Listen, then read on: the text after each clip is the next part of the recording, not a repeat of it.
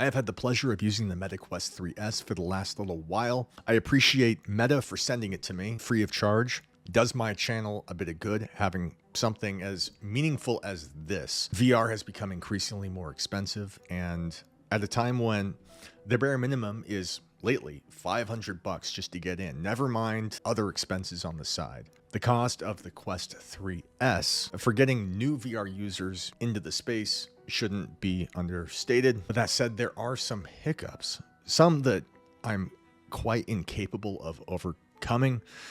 And so this video is going to be, is this device for you? You're watching Bringhurst VR.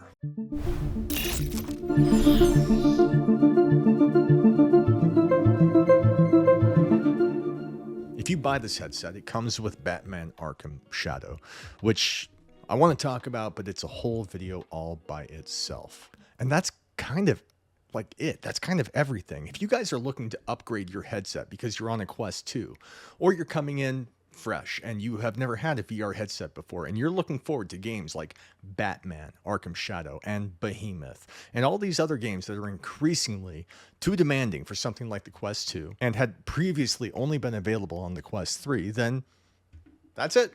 Yes, get it. And that's all I got, I guess. So thank you for being here. You guys have been watching Bringhurst VR.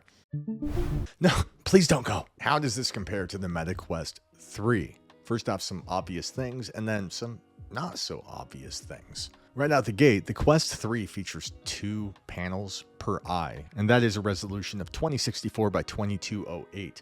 Now, the Quest 3S features 1 panel, similar to the Meta Quest 2, and that is a resolution of 1832 by 1920.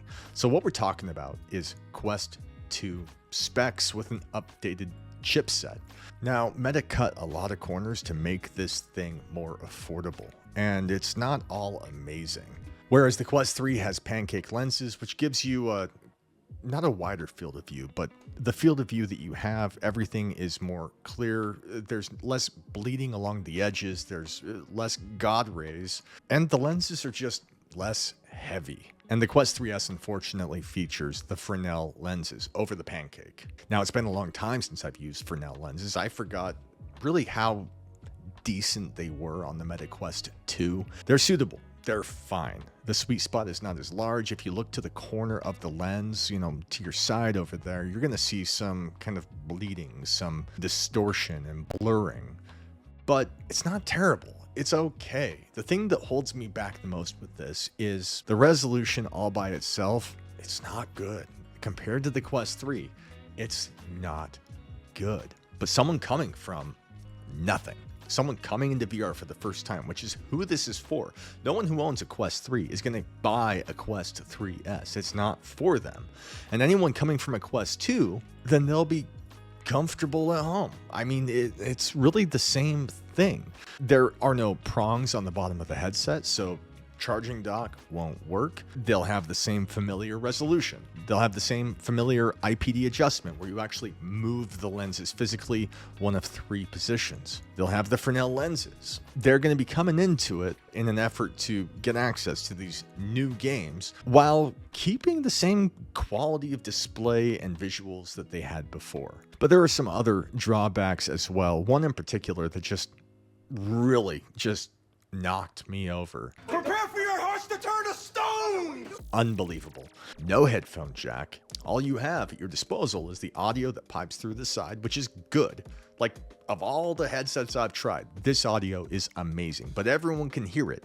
So it's not just for you, it's for everyone in the house if you're playing at volume. And it's unbelievable that they removed the headphone jack. Unbelievable. It's not a small thing. It's a big deal. My entire channel up to this point, like when it first kicked off, I was almost completely for the Quest 2 and the Quest Pro, and even going back as far as the Gear VR. I was invested in finding better audio solutions. When I'm not doing VR, I'm playing with wireless earbuds. I've had the Bose Quiet Comfort 2s, which is what I'm sporting now. I've had Jabra, I've had Galaxy Buds, I've had Sennheisers, multiple iterations of them, and I love audio. I love trying to find solutions to this stuff. And to take away the thing that, like, they haven't delivered on up to this point, which is integrated headphones, integrated audio, to take that away completely. And all you're left with is either the out-firing speakers, or they offer a couple Logitech solutions. One of them's a wired earbud, the other's an over-the-ear headphone, and then Anker makes a wireless earbud. But all of these solutions tend to assume that you live alone and you do not share your headset with anybody. I can't imagine taking those earbuds out of my ears and sharing them with someone and getting them back. I would just...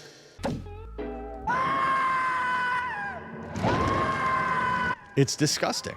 I cannot fathom it. I want integrated headphones. I want a solution that lets me flick the earbuds up, flick them down. I want my audio. I want to do it my way, because they refuse to integrate something like that. They've never given us some kind of a Vive Deluxe audio strap solution to this, something on the outs that could be added. And so it's been left up to everyone else. And I have thrived in the pursuit of that kind of a mod. A lot of people have. Thousands of people have gone out of their way, even going so low as to use those cups, those earmuffs that attach so that it doesn't provide audio, but it takes the audio that's piped and fires it and then kind of catches it and shoves it into your ears. Don't do that. It's a horrible omen of things to come. I mean, I have the most respect for Meta. They have taken like billions of dollars and funded this venture, trying to break ground and create something new, just to kind of push this tech forward and to take something that really, audio accounts for 40% of your immersive experience, and to take that and say no, like it's the one I take the most issue with, because the low resolution coming from the Quest 3, mind you, the Quest 3, it's staggering how inadequate it is compared to that. And not to mention that a lot of this can be overcome with the Quest Games Optimizer, which anyone who follows my channel knows what that is. But essentially, it's an app that you can install via SideQuest, and they've done a lot of updates to where it's this automatic thing, and you can unlock resolution. Whatever you see through your headset, whether it's Quest 2 or Quest 3, if you ever plug it up to a PC for PC VR, you'll notice that, wow, it's crystal clear, or much clearer than it was. And that's because the headset is limiting the resolution available to you in pursuit of something that doesn't stutter, something that is reliable across one game to the next. And this app allows you to unlock that resolution, use it to its full potential, and sometimes at the expense of a bug, of a crash, of a hiccup. But the experience on the whole is much better. If anyone is in pursuit of the cheap option, if someone is thinking of getting the MetaQuest 3S, please get the Quest Games Optimizer, because it's going to improve your experience, not in a small way, in a big way. Now, the controllers that come with the Quest 3S are the exact same as the MetaQuest 3. There's not much more to say. They're great. And while there are no prongs on the bottom of this headset, you can't drop it on the official MetaQuest dock. It doesn't work. You are able to buy the MetaQuest 3 and now 3S controller charging dock. So you just drop the controllers on. And while it's wildly overpriced at this much, it is worth taking a look at. It is my favorite solution. Now, the head strap, as always, is terrible. It's just terrible. And I take issue with it, especially because a lot of people are going to buy this head strap not coming from the Quest 2, not having any experience with VR at all. They're buying it for their grandkids. They're buying it for their kids, for their grandpa who wants to try something new. These are people who are not typically in VR, and a lot of them, I fear, will put on the headset, pull that head strap over the back of their head, and decide that it's the most uncomfortable, unfathomably terrible thing they've ever worn in their lives, and say, this sucks. And they're just going to pack it away and say, what a load of shit. You'd think the cold would keep all the idiots out. What about that dimwit brother of yours? Just keep your hands off my dog. Don't call me Wally. What are you? When in fact, like, Meta must be saving, like, I don't know, anyone who's going to spend $300 on a headset, I can imagine they'd be willing to spend, and likely will spend, if they're made aware of it, $360 on something that includes a better head strap.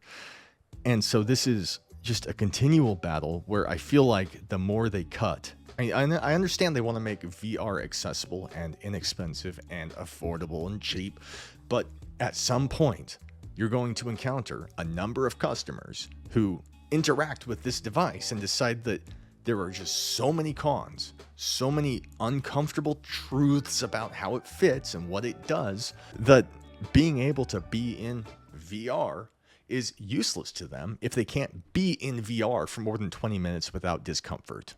And so while I'm calling this a review of the MetaQuest 3S, it's also a call to action. Like if you guys are, if this audience, if I'm talking to you and you're looking to buy a MetaQuest 3S and you're coming from a place where you're trying to pinch pennies and it's for someone you love and someone you care about, you have to give them an alternative strap. And at that, I would recommend the BoboVR S3 Pro. It's expensive. Like it starts at something like, well, I'll just say this much. And it ends at this much if you want the included dock. So it's not a small thing. And there are cheaper ways of going about it. I'll leave some links in the description that are more affordable, also comfortable, and hopefully you find something that works for you. But the headset by itself, you would be led to think that, well, Meta's selling it like this, they wouldn't hand off a headset that costs hundreds of dollars and not include something that's comfortable. But no. No, it's bead. Why would you think? It's because it's like heat, not head. It's terrible. It's the worst head strap ever made. I can't put into words. It's bad as far as the comfort, the head strap. Now, surprisingly, I was surprised that this headset comes with the spatial mapping. It can map your room. It does the same thing as the Quest 3, looking around the room, and it can pick up objects. I'm really glad to see that depth sensor is included in this. Something strange, actually, this does not have the depth sensor that the MetaQuest 3 does. It's unclear to me how it's mapping the room exactly. As far as I understand it, it is a combination of a few different things, but primarily the camera and the tracking it does to kind of build a skeletal mesh of your hand, for instance, for hand tracking. I believe it's taking that kind of tech and using it to implement what seems to be a pretty decent mapping effect of the room. So I had to clarify, on with it. I kind of thought they'd cut that. But all of this leads me to a question. With the Quest 3S coming in at $299, it comes down to what is it you're looking for? Do you want something cheap for someone who you kind of appreciate in your life and you want to give them VR? Then this is affordable. Do it. It's better than the Quest 2 in almost every way. The lack of a headphone jack is wild, but it's better in every way.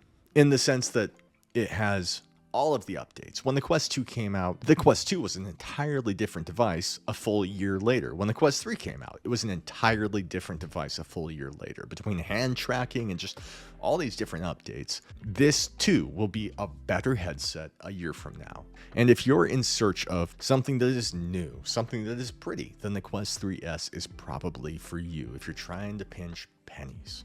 But if you care about the small details, if you care about the resolution, if you care about the audio, having the nicest thing you can have, then the Quest 3 is still king. Now, real quick, Meta was kind enough to also send a carrying case and the charging dock I mentioned for the controllers.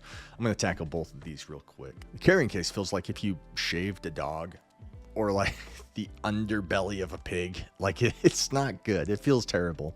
It's ugly to look at. And while it fits the compact Quest 3S perfectly, like this is the compact version, it fits it great. But that means it does not include any room for a head strap. It may include room for the Elite strap, but I don't have that to test. But for sure, like BoboVR, not going to work. It's so compact that there's no room for anything else. Aside from like cables and batteries and stuff like that, there's a pouch that you can stuff that into. Overall, I'm not sure who it's for. It just feels cheap. It feels like recycled cardboard with some kind of a hairy mat slapped over it. It's not great. I really can't recommend it, but I also can't recommend a good carrying case in general. Like a carrying case designed for the Quest 3, fits it perfectly, but makes room for all of these other accessories. I haven't found it. Now, as far as the controller chargers, I don't know what to say about it. They're great. They're expensive. They're overly priced, but they're great. Like, I really like it. A AA battery will get you much more longevity with the controllers all by themselves. Like, you could put a AA battery in your controller right now, play it for 8 hours straight, and it's still going. Whereas with this replacement battery that they have, which has these kind of magnetic prongs on them that you slip in, and it's almost like a QI wireless charging. I mean, I haven't even timed it, but it feels like 4 hours of gameplay, maybe something like that. It's significant how much lesser of a session you get with them. But you also get the increased, usefulness of just being able to drop it on. Not worry about wiggling it, not worry about, positioning it right. It just falls on, it charges every time. So I like it. And again, I appreciate Meta for sending all this stuff. Links for all of this will be in the description, whether you're looking for a Quest 3S, a Quest 3, the Quest Games Optimizer, I'll link, the BoboVR S3 Pro, which I should mention that any accessory that works for the Quest 3, minus audio, will work on the Quest 3S. The arms on the side are the exact same, minus the audio port. I could go on all day. I do wonder how many people are going to buy this thing, saying it's great this was affordable, but the resolution and the lenses leave something to be desired. They sell it at a loss and then buy a Quest 3 anyway. Like, this is meant to just get your foot in the door, get people interested, which, good, yes, do it, done, but at a loss to the customer.